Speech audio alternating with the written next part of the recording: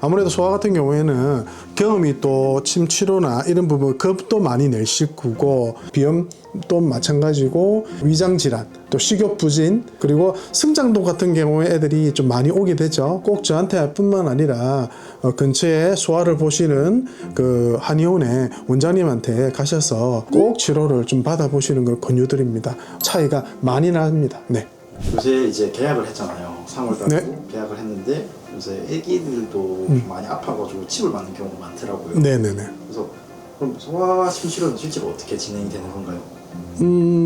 그렇죠. 이제 아무래도 치료는 똑같은데, 아무래도 소아 같은 경우에는 경험이 또 침 치료나 이런 부분 겁도 많이 낼 식구고, 그 다음에 그런 경험이 또 없다 보니까 아무래도 좀 힘들어 할 수도 있습니다. 그래서 그런 경우에는 일단 일반적으로 똑같은 방식대로 하지만은 조금 안심을 시키고 또 좀 편안하게 할 수 있도록 부모님하고 저희 간호사 쌤하고 제가 이렇게 좀 마음이 좀 이렇게 같이 맞춰서 충분히 좀 안정시켜서 부드럽게 치료할 수 있도록 그렇게 노력하고 있습니다. 침 종류도 굵은 거, 가는 거, 긴 거, 짧은 거 여러 가지가 있거든요. 그래서 소아 같은 경우에는 우리 국내에 생산되는 침 중에서 가장 가늘고 그런 종류를 사용하게 되고, 어느 정도 침을 잘 맞는 애기들이라든지 성향에 따라서 충분히 가능하다 하면 좀 굵은 침도 충분히 사용하고, 최대한 제가 치료할 때는 1순위로 두는 것이 최대한 덜 아프게,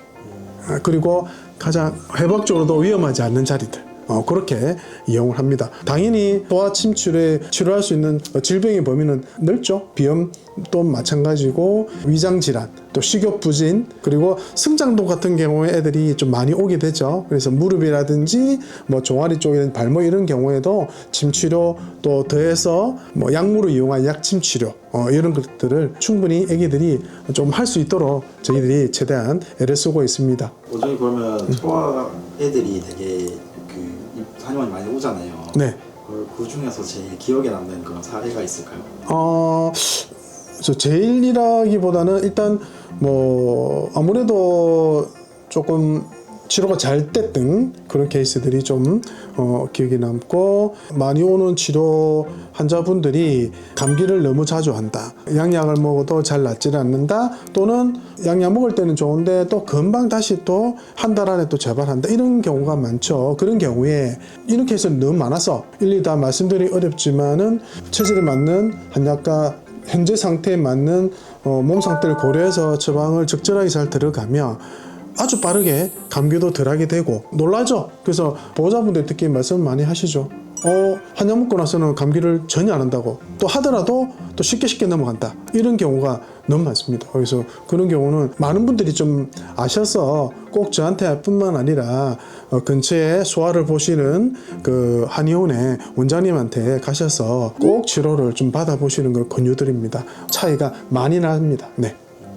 뭐 또 다른 케이스는 지금 막 생각나는데, 아기가 한 4살 정도 됐었는데 안면신경마비가 와서 저한테 아주 급하게 한 20년 좀 전의 이야기인데, 저도 그때는 소아 안면신경마비 경험이 많지가 않을 때라서 저도 여러 치료법이라든지 또 그거를 공부를 하면서 이제 치료를 했었는데, 한약 쓰고 침 치료하고 그 다음에 아기가 또 제 치료에 잘 따라오고 부모님도 그랬고, 그래서 뭐 아주 빠르게 1-2주 안에 좋아졌던 그런 케이스들도 많고요. 그러니까 보통 성인들은 좀 오래 가는 경우도 많은데 그 아기들은 아주 뭐 염증이 심하다든지 신경 손상이 심하지 않다면 조금 성인보다는 빠르게 좋아지는 케이스도 많습니다. 뭐 그런 경우들도 있었고요. 네. 어렸을 때 한약을 먹으면 네. 내성이 생겨서 나중에 손은 안 드나요? 그 한약이? 그렇지 않습니다. 그런 이야기도 있죠. 어릴 때 한약 먹으면 살찐다. 네네. 한약 먹자마자 살이 찐다, 또는 한두 달에 살찐다, 그런 경우는 한약으로 인한 요인이 있다고 볼 수도 있겠죠. 근데 예를 들어서 한약을 먹은 게 한 10년, 20년 지났는데 그 뒤에 살쪘다? 그걸 한약 탓으로 돌릴 수가 있을까요?